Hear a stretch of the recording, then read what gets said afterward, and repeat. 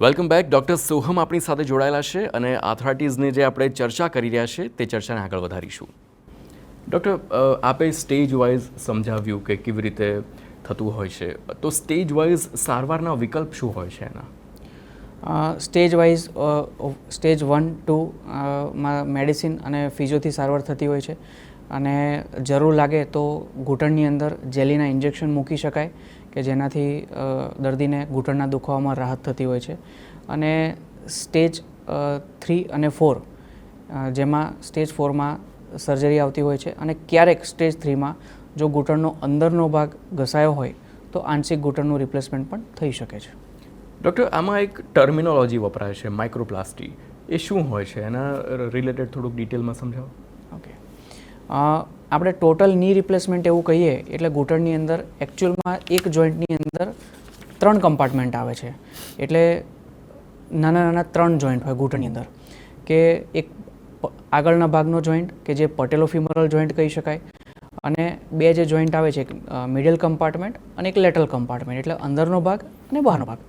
તો મોટાભાગના દર્દીઓને ઘૂંટણનો ફક્ત અંદરનો ભાગ જ ઘસાતો હોય છે. તો અંદરના ભાગમાં આપણે માઇક્રોપ્લાસ્ટી એટલે કે જેટલો ભાગ ઘસાયો હોય એટલું જ બદલવાનું આપણે ઓપરેશન આવતું હોય છે, જેને માઇક્રોપ્લાસ્ટી કાં તો UKR કહી શકાય. અને બાકીનો જે 75% કુદરતી ઘૂંટણ છે અને જે લિગામેન્ટ છે એ બધા જ એની અંદર પ્રિઝર્વ થઈ જતા હોય છે, એટલે બચી જતા હોય છે. અને ટોટલ ની રિપ્લેસમેન્ટ એટલે આ 3 કમ્પાર્ટમેન્ટ એમાં રિપ્લેસ કરવામાં આવે છે. ડૉક્ટર, કેટલાક લોકોને એવા પણ સવાલ હોય છે કે તમે જેવી રીતે જણાવ્યું, માઇક્રોપ્લાસ્ટીની વાત કરી, ઓપરેશનની હોય કે પછી ની રિપ્લેસમેન્ટ હોય, સર્જરી બાદ શું એ વ્યક્તિ પહેલાંની જેમ પલાઠી વાળીને બેસી શકે છે? Yes, correct. માઇક્રોપ્લાસ્ટી કરાવી હોય કે ટોટલ ની રિપ્લેસમેન્ટમાં સારા સાંધામાં હાઈફ્લેક્સ ની જોઈન્ટમાં ઓપરેશન કરાવ્યું હોય, સારું ઓપરેશન થયું હોય તો દર્દી ચોક્કસથી પલાઠી વાળી શકે અને પહેલાંની જે મૂવમેન્ટ જે છે કે ઘસારા પહેલાંની જે મૂવમેન્ટ છે એ એની રિગેન થઈ શકે, ચાલી શકે, દોડી શકે, સીડી ચડી ઉતરી શકે અને લાઈફ કમ્સ ટુ નોર્મલ, એટલે સારી રીતે જે પહેલાંનું જે પ્રમાણે જ એ જીવન ચોક્કસથી જીવી શકે છે.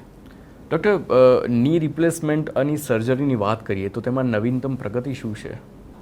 નવીનતમ પ્રગતિની આપણે વાત કરીએ તો તેની અંદર અત્યારે લેટેસ્ટ રોબોટિક ટેકનોલોજીથી ઓપરેશન થાય છે, કે જેમાં રોબોટની મદદથી ચોકસાઈપૂર્વક ટોટલની રિપ્લેસમેન્ટ અને પાર્શલની રિપ્લેસમેન્ટ કરવામાં આવે છે.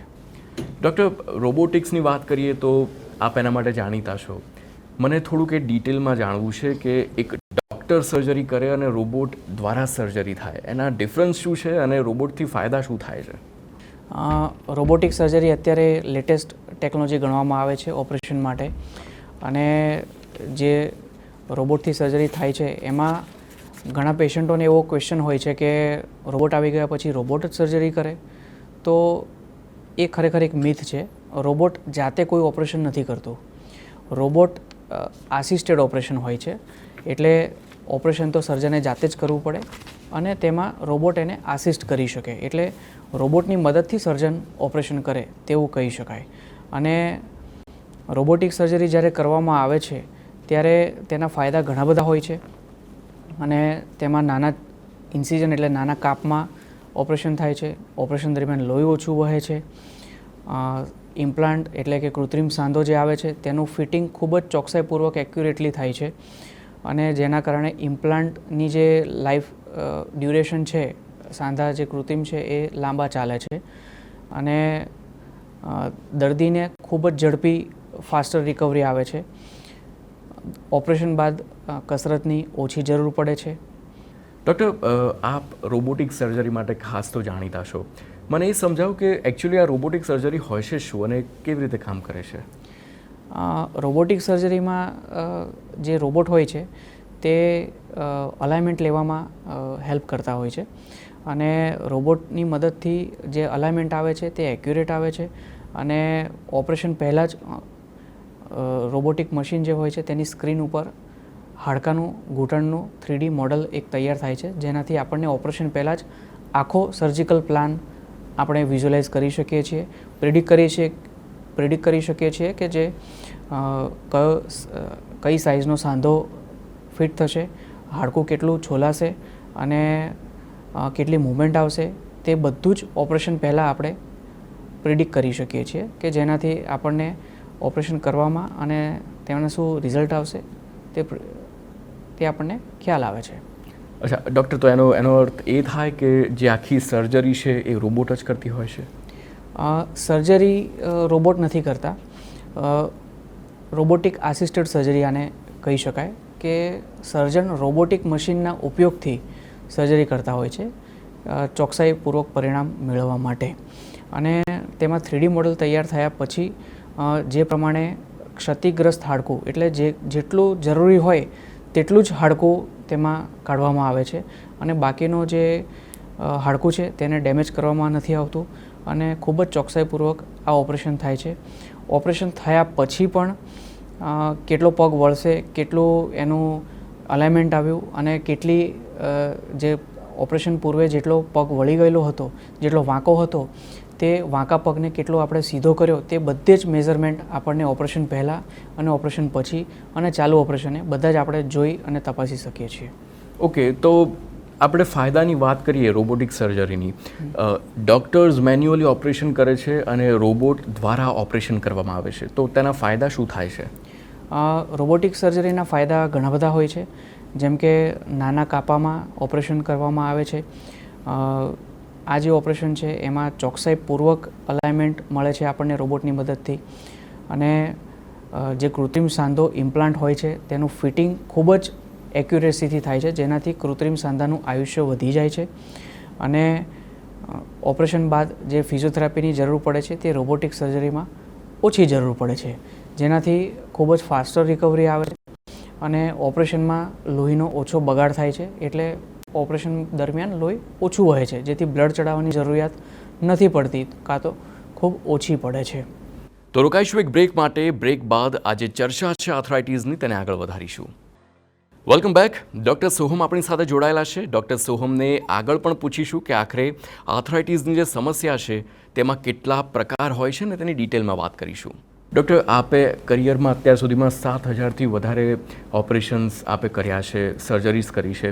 મને એક સવાલ એ થાય કે જ્યારે કોઈ પણ દર્દી આ સમસ્યા લઈને આવતું હોય તો તમે કયા સ્ટેજ પર દર્દીને કહો કે ભાઈ ઓપરેશનની હવે જરૂર પડશે, કે પછી ઓપરેશન કરાવવું શું કમ્પલસરી કહી શકાય? જેમ મેં પહેલાં કહ્યું તે પ્રમાણે કે સ્ટેજ 1, 2 અને 3માં ઓપરેશનની સલાહ દર્દીને આપવામાં આવતી નથી.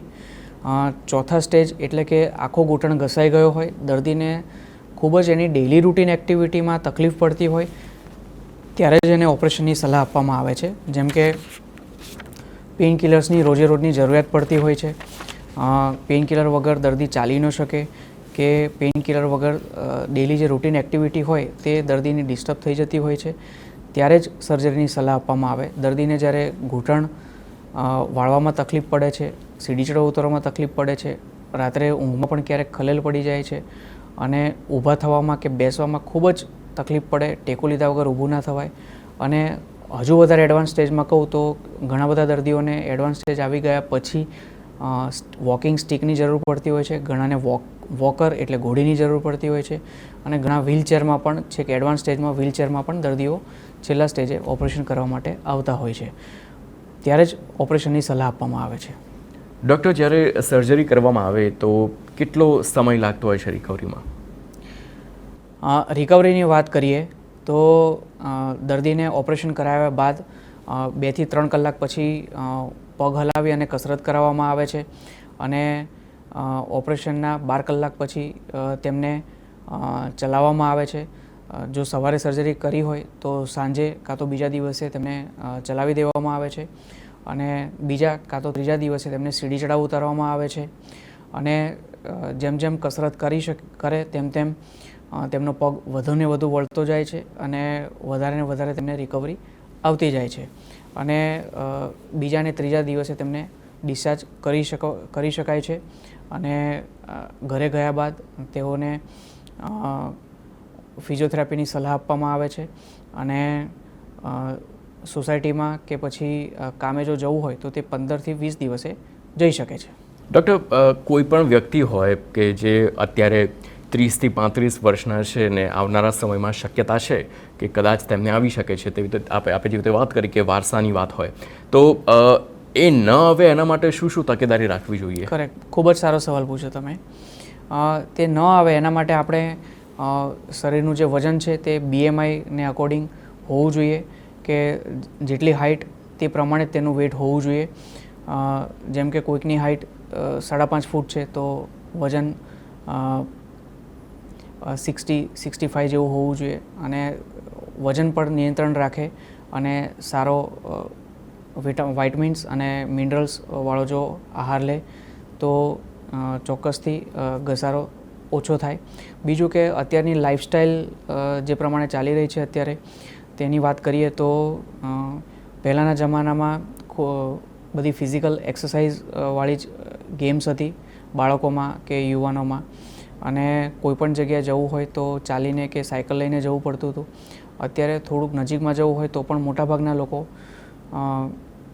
2 વ્હીલર કે 4 વ્હીલરનો યુઝ કરે છે, જેનાથી કસરત પગની ઓછી થાય છે અને ઓવરઓલ મોટાભાગના લોકોની અત્યારે લાઇફસ્ટાઈલ આપણે જોવા જઈએ તો સવારે ઉઠી અને એક્સરસાઇઝ કરવામાં નથી આવતી અને ઓફિસ વર્ક કરવામાં આવે છે આખો દિવસ, અને આ ઓફિસે જઈને પણ આખું સિડેન્ટરી લાઈફ એટલે બેસી રહીને જ કામકાજ થતું હોય છે, જેનાથી શરીરને કસરત ખૂબ જ ઓછી મળે છે.